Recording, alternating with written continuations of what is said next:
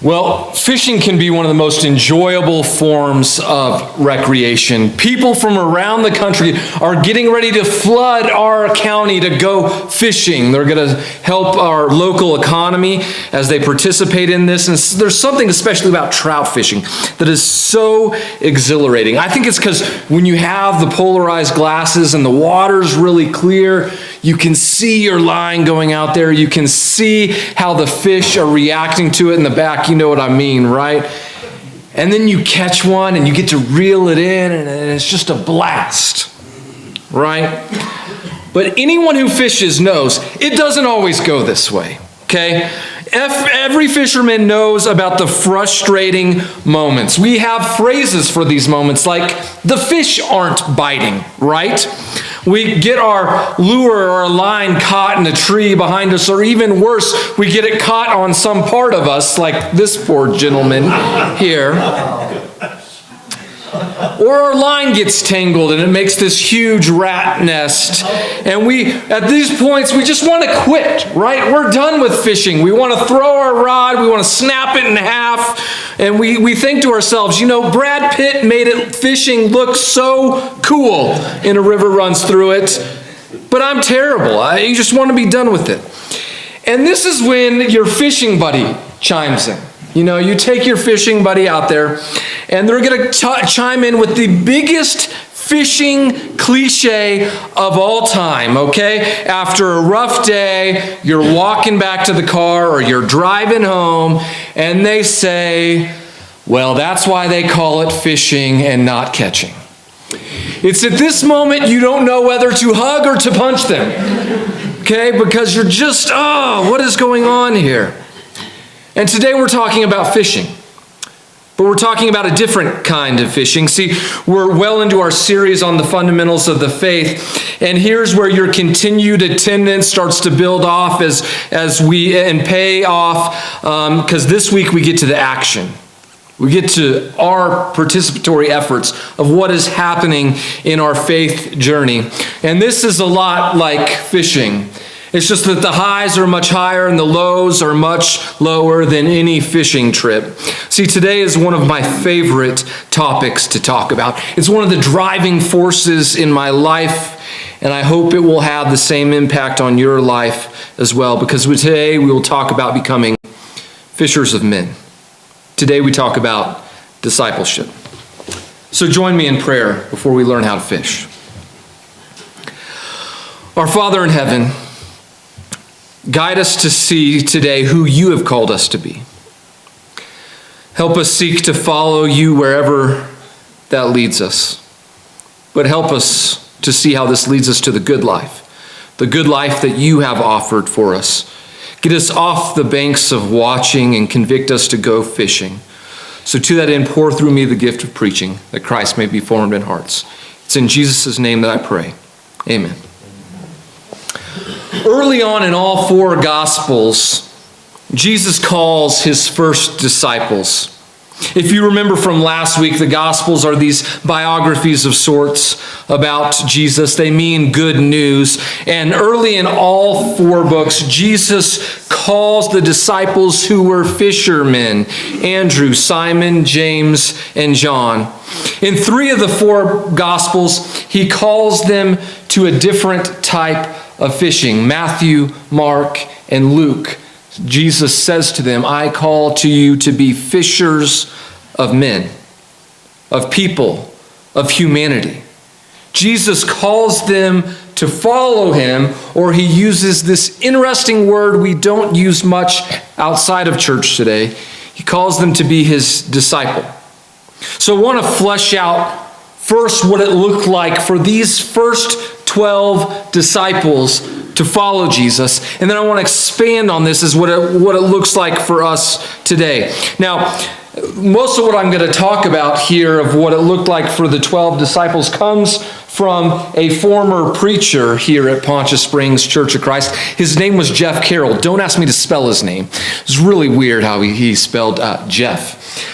But if you knew anything about Jeff, you knew he was obsessed with Jewish and Israel practices, both ancient and current. He still goes over to the Holy Lands today and leads trips there. So he came down to the road to trek for us, and he did a 2-hour teaching on discipleship for us. And man, it was sweet. I didn't even come close to falling asleep. It was good stuff that still resonates with me today. See, you have to understand that back then, a disciple might be similar in our vernacular to a fellow today.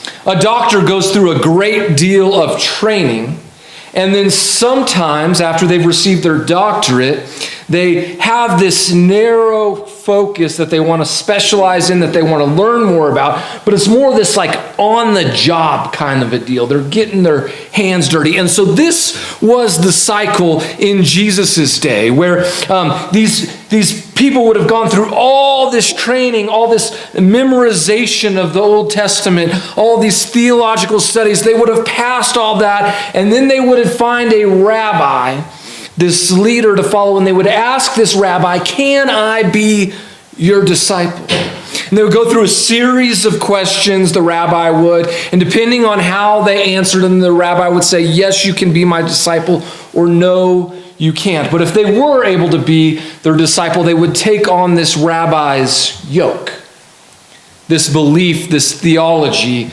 of the rabbi.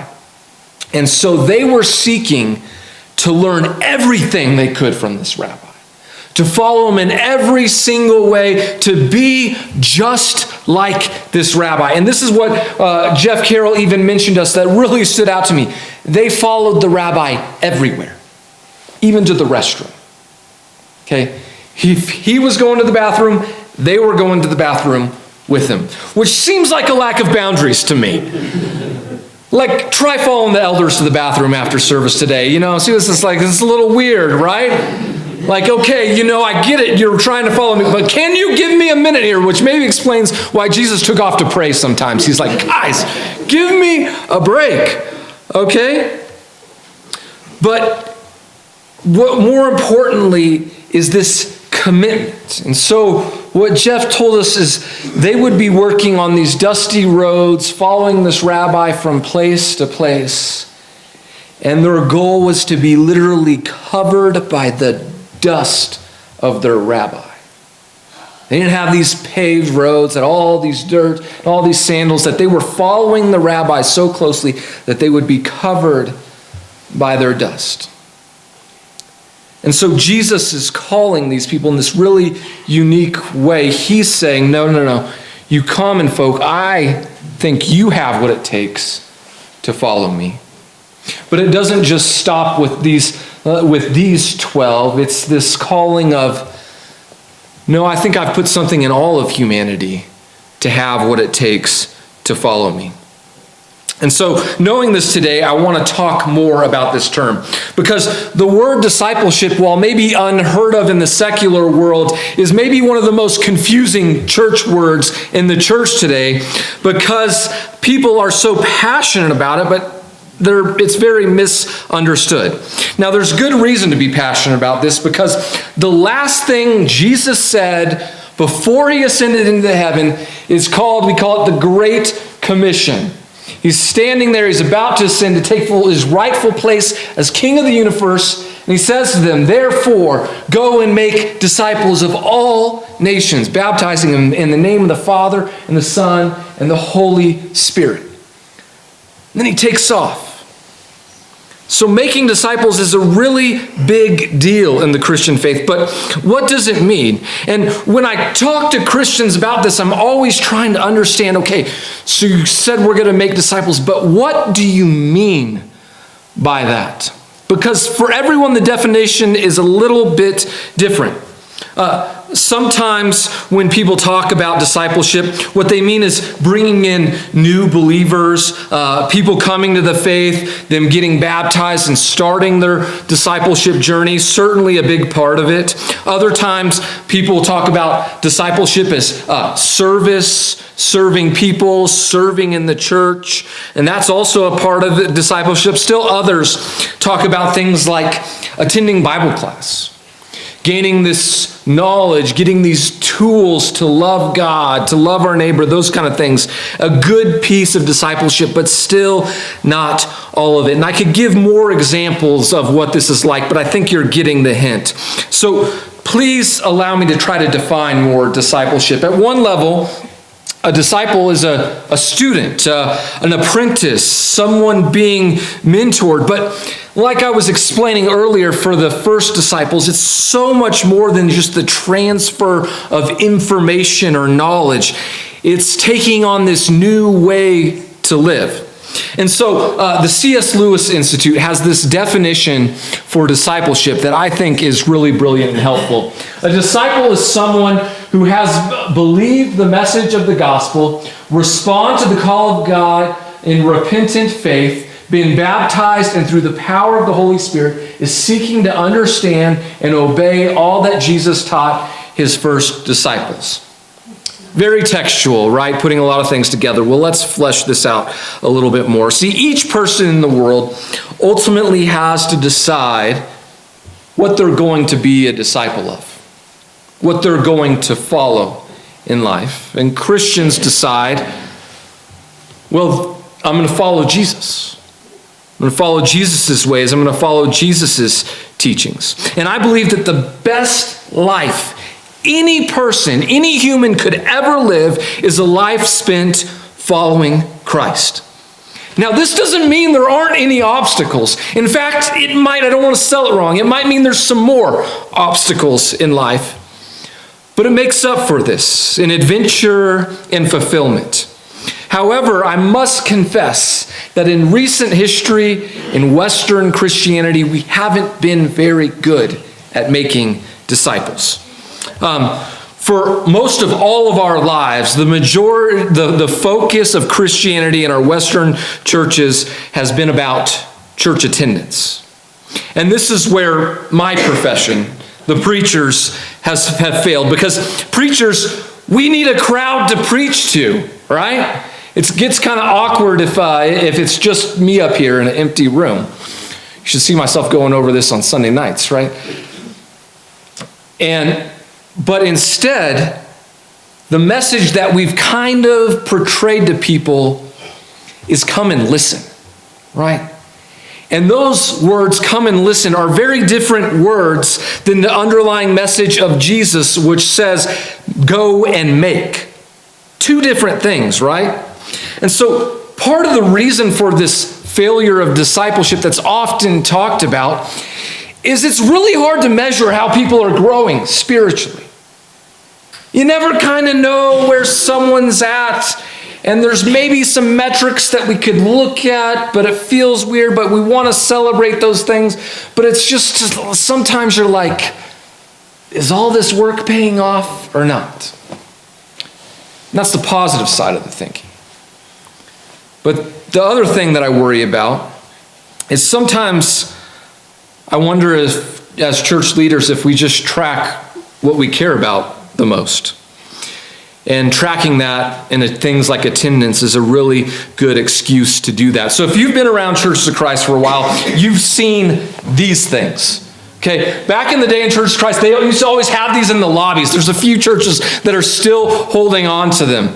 And so every week they would put the attendance in and they would put the offering in. And those were the two things in the Churches of Christ that we were tracking. Right? And then churches started in the 90s getting really fancy and putting it into their bulletins as well. And Aubrey and I had this running joke. You know, it was always overinflated on the attendance. My dad actually got fired as the deacon of attendance once because he said, I'm calling it like I see it. It wasn't, adding in Peter, James, and Paul and, the 12 in there.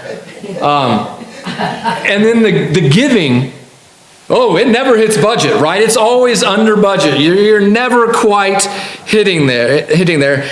And so it showed us what we valued the most, what we cared about the most. But I don't want to throw shade on the past.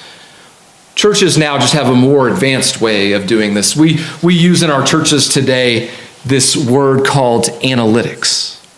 Did you know there's a church service out there? There's churches in town that use this actually. It's called Planning Center. And in Planning Center, you make a profile for everyone in the church. You can have their pictures in it and everything. And there are people, deacons or others assigned to every Sunday, every class, everything to go in and mark attendance. And then it starts making a huge graph of it. And you can look at each person. How long have they been at church? Have they been here regularly? Have they not been here regularly? You can track the flows in church attendance, what it's like year over year, what it's like at the time of the year. Can you see how this can become a huge idol? So I had a church leader once that said of me, Tyler, I want your youth ministry to be 25% middle school girls, 25% middle school boys, 25% high school girls, 25% high school guys. I was required to track this, plug it all in, and guess what? I only had 15% middle school girls. So guess what was in my annual review that year? Got to shore up the middle school girls. What are you doing there? To which I said, I'm sorry that I didn't get the people of the church to pick the right gender for their children. Right? Like, what do you want me to do here? Okay? And so I share this because the big question for our churches today is, what do we value? What do we value? What do we care about? We often measure and track what we value the most. And do we value growing disciples, or do we value church attendance and giving and those kind of things? But there's really a bigger question hidden in all this, because discipleship takes time. It builds, it takes a lot of work, and it doesn't often happen in our time frame. So the bigger question is, do we value allowing God to work? Do we trust that the Holy Spirit is working on the hearts and the minds of the humans that God so loves? Are we okay with it if God doesn't always work on our metrics and on our timelines? Can we trust that God is still working even when we can't see the growth? Even when we have to remind ourselves that in our current season of ministry, the fish may not be biting. So in order to help us grow, I want to explain a bigger picture of what discipleship looks like in our lives. So first, I want to talk about what it looks like for us individually. A disciple of Jesus is trying to follow Jesus to the best of their ability. So here is an example of what a discipleship path looks like. Start at your baptism, you're turning from idols, you're praying, you're reading, you're loving your neighbor, you're serving, you're making disciples. And we could add so many other Christian practices and ways to grow in this process, right? That would be really important. Now, this is not the typical chart, okay? This is the ideal chart. The typical discipleship path looks something more like this, right? There's some ups and downs in this journey. There are seasons of failure, of loss, or doubt. We have to work through some dips in life. And by the way, this is one of the greatest encouragements of the Bible, is when we go through these dips. Because everyone besides one person in the Bible is deeply flawed, right? And so the thing that these stories remind us of these people in the Bible is, oh, they were able to overcome. And it usually isn't their own strength that made them overcome. It was trusting and leaning on God's strength that overcomes. And so those stories remind us how to get through those down points, those low points in our lives. But honestly, anyone who's spent some time following Jesus knows it actually feels more like this. Okay? You're hanging on for the roller coaster. You're like, whoa, Jesus, I thought this church thing was supposed to be boring, right? This is anything from boring. It feels like a roller coaster following Jesus. And so there are three main tenets you could sum up of being a disciple of Jesus. They're his teachings. Loving God, loving your neighbor, and going and making disciples. So part of what we do as disciples is growing and loving God with all our heart, with all of our heart, mind, soul, and strength. Right? So part of that is worshiping as we gather on our own or corporately as we worship together. Part of it's studying the Bible to do those kind of things. Another thing that we work on is loving our neighbor. How do we love our neighbor as ourselves? What does it look like to serve our neighbors, to serve our brothers and sisters in Christ and the church as well? And the final thing is this external, not just about us, but how are we making disciples? How are we sharing this with others? How are we mentoring others as we follow Jesus? And we will talk about this more in a second. But if you notice, church attendance isn't in there. Well, is that important? Well, absolutely, church attendance is important, and I want to structure what church is for us. Church is like the fly fishing shop. Have you ever been to the fly fishing shop? You go to the fly fishing shop and they talk about fishing, right? And so you go in and you talk to the guides that are working there and you tell fishing stories and you talk about what's hatching and what equipment you should be using. And all of this is all about fishing, but it's not fishing. Church is pretty similar to that. We come worshiping God. We come telling stories about what God is doing in our lives, and we share with each other before and after service areas where maybe our successes and our failures and how we can grow. But all of this is about how we can fish better.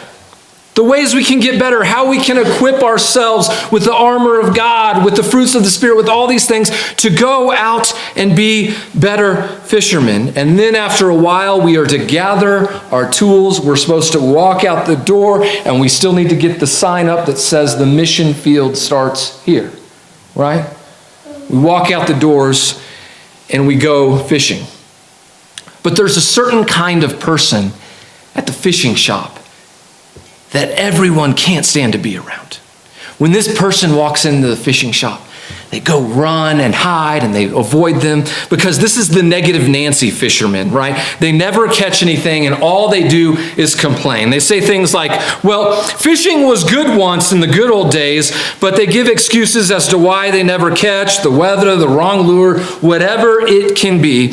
And I wonder, in our modern churches today, with our focus on pew centers, I wonder how much of our churches are filled with these kind of people. These people who like to talk about what it's like to live God, to love their neighbor, to make disciples, but they never go fishing. But here's the deal. Fishing isn't a spectator sport. You ever watched fishing on TV? It's boring, right? There used to be that one guy with the Tennessee hat that was like kind of entertaining for a while, but fishing is pretty boring. Fishing is a participatory sport. And Christianity is the same way. Jesus didn't say, hey, you 12, sit on the shore, okay? And criticize and watch me and complain and just sit here. No, Jesus said, let's go. We're going to do something. And this is paramount to the second part. We have to make disciples. We have to be fishing. See, while being a disciple, you're seeking to grow yourself. Part of this process is simultaneously making more disciples, helping others grow in their walk, in their faith. So let me put it in one really simple way. We need three types of people in our life. The first we need is a Peter or a Paul in our life. Peter or Paul, these big leaders in the early church, right? We need these people who have been there before us, who are wiser than us, who we can lean on to give us this knowledge and this leadership as we grow. But we also need a Barnabas. Who was Barnabas? Well, Barnabas in the early church was like a contemporary to Paul. He was the son of encouragement. Must have been a really encouraging dude, right? And he would encourage Paul as they went through these incredible adventures together. But we can't skip Titus and Timothy either, because Titus and Timothy, they were the younger guys in the early church who Paul said, you know what? You need someone to mentor up, to raise up. We need those people in our life as well.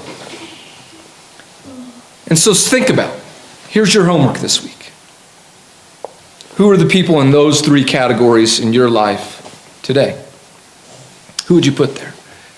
As I've reflected on it this week, the thing I'm so grateful for is that in every season of my life, I have had so many of all three.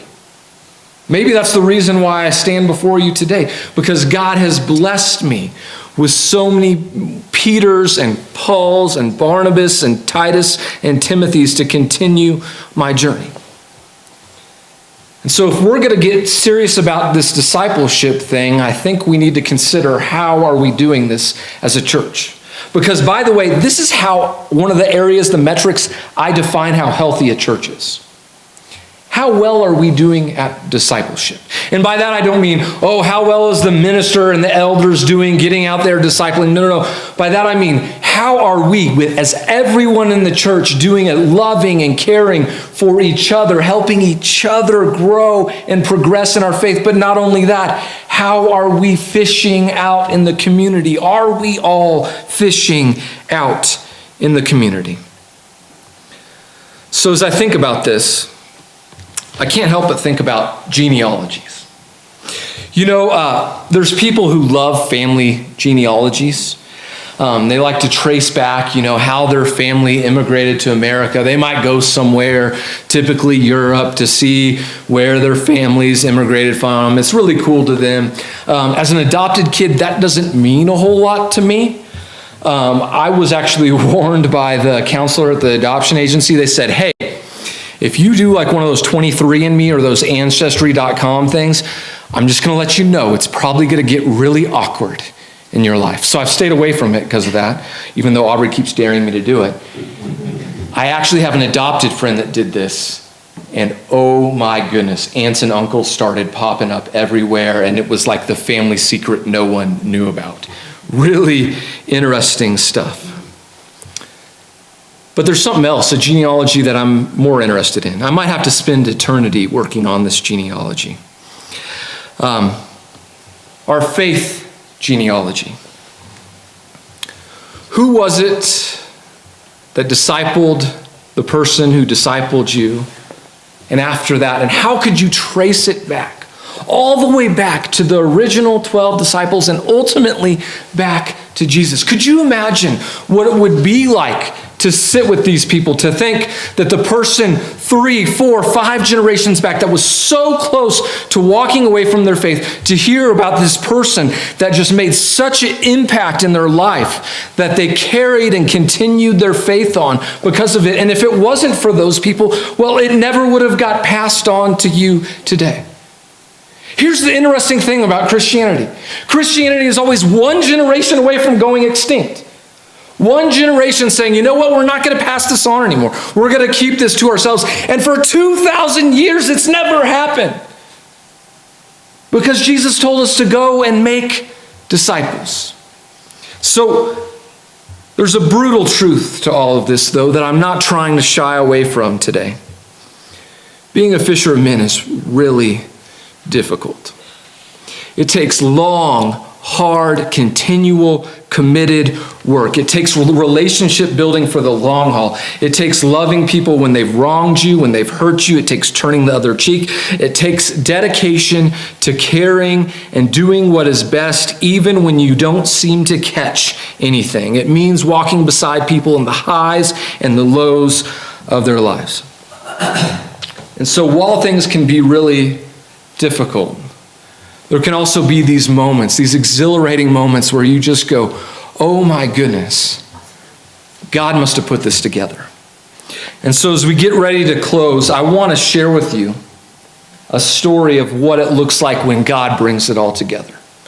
Maybe the most incredible week of ministry I've ever had in my entire life. It was 2016. I was taking my youth group on trek. and we climbed a mountain up by Twin Lakes. Here are some pictures of that trip for you. First off, there was a first-year guide there on the trip that we happened to meet. She was from Denver. Her name was Emily Gibbons. She was so kind and loving, and I introduced one of my interns 2 years earlier to Trek. This intern just went head over heels. She officiated Bailey's Query's wedding, and she got a job as a youth minister at 4th Avenue Church of Christ in Franklin, Tennessee. Well, Emily happened to go to Lipscomb. And so my old intern tracked her down and said, hey, come be my intern during the school year.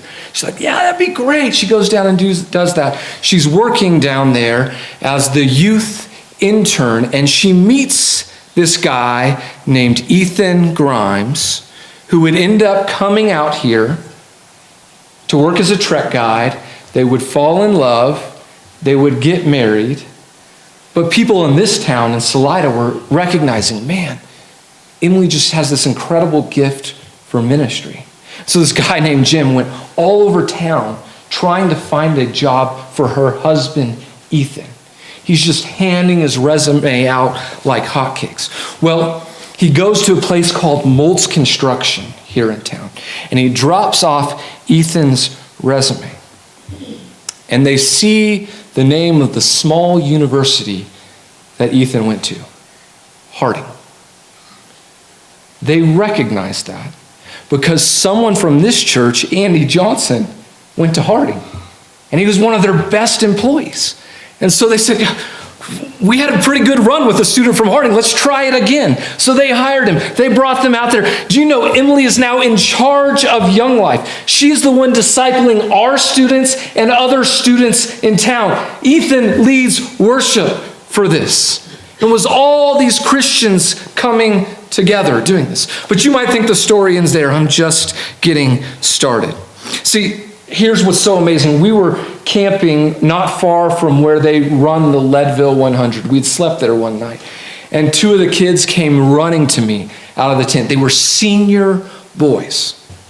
Okay, they had both committed to go to state schools in our state. Neither of them's parents, none of the four parents went to church or were Christians at all. No kind of faith. And these boys are running to me first thing in the morning. And I'm like, what is going on here? This might be a mess, you know. Have they done something stupid, or are they going to ask me? They're like, we got to ask you something, Tyler. I'm like, okay. They got to ask me like how to ask a girl on a date or something like that. You never know with teenagers, right? Wasn't it? They said we both had the exact same dream last night. Okay, tell me the dream. Said God came to each of us in a dream and told us we need to delay going to college for a year, and we need to go serve with our missionaries in Lima, Peru. What should we do? So they asked me, oh my goodness, I don't get paid enough for this, right? And they both had the exact, it's more than a coincidence that they both had the exact same dream, right? It's not just one dream you can dismiss. And so I'm like, what do I say to this? And all that can come to my mind is there's this guy named Samuel, this young man, who keeps coming to Eli in the middle of the night. And it takes Eli a few tries. And then Eli says, like, you know what? God's talking to you and you need to listen. I felt God say, you need to be like Eli here. So I told him, I said, if God's saying this, you gotta go. I still don't think their parents have forgiven me, okay? So they did it. We did so much fundraising work and talking to the missionaries down there, and they served. They were the youth ministers for a year in Lima, Peru, because that's what God called them to do. But the week didn't just stop there. We're hiking up to the summit of the mountain, this beautiful mountain called Rinker. And these beautiful views all over the Twin Lakes area. I know some of you have been there. You know how beautiful it is. And the most important part of the week is when you get these teenagers on top of the mountain. Being on top of a mountain is a transcendent experience.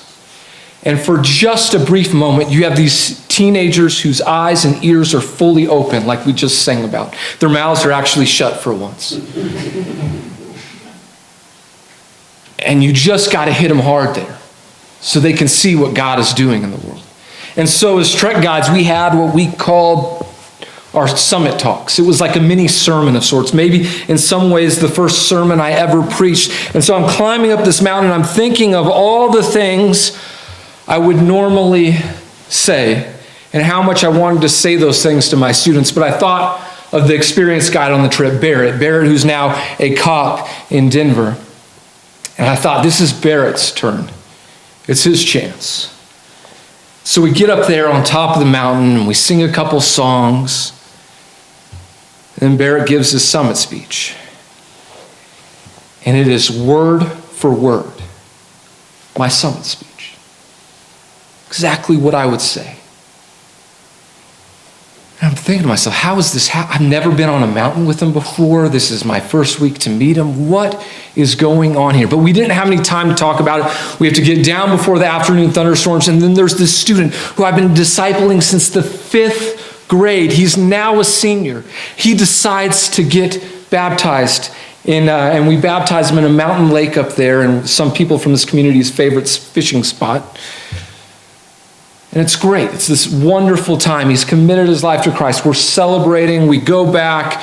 We take a nap. We're exhausted. We come around the Devo ring that night. And Barrett is talking. He's teaching his devotional, and he gets to the climax of his lesson. And he starts talking about his summit speech. He explains the meaning of the words he was saying, of what he was trying to share, and how important it was. But Barrett goes, this speech is not my own. I copied it and memorized it from this guy who made a huge difference in my life. And he starts talking about this guy who had been discipling him and making this huge difference and loving him and helping him get his life on track and focus his life on Jesus. And Barrett says, and his name was Casey Chelf. And I broke down and I started weeping. And not because Casey had memorized and copyrighted my summit sermon. But those of you who have been here for a while remember what Casey was like as in his late teenage years, when Casey was really trying to wrestle with if he was going to follow Jesus or not. And Casey was one of the first people in my life that I ever got to disciple. And I was making a mess of it, but I had these awesome mentors that were around me, that were helping me, that were also mentoring Casey. And we were loving him with everything we had. And gosh, I prayed so much for Casey and cared so much for Casey. And I'll never forget the day we were out at the shelf sitting around the campfire, and Casey made the decision not just to believe in Jesus, but to follow Jesus. And what an incredible moment that was like. But beyond that, the image that this week gave me is that Casey was discipled the person that was now discipling my students, that was helping them come to faith in this incredible, amazing week. This is the kingdom of God, folks. This is discipleship at work. This is what it happens and what it looks like on this larger scale, that people are working together, us imperfect people, to support and love each other and to grow in our faith and continue on this amazing thing that is to be Jesus' disciples. So I hope you get a glimpse of that today. I hope you get a glimpse of how it's so much more. Being a follower of Jesus is so much more than just sitting in a pew on Sundays. And so as we get ready to close, I want to bring you back to the Great Commission. Is Jesus' last advice, his direct words to the disciples. And if you were to sum this up, Jesus is basically telling them, get to work. And sure enough, they did. They got to work, and you and I are sitting here today as testament to the work they've done. But in the future, 100 years from now, what will the testament be of our work?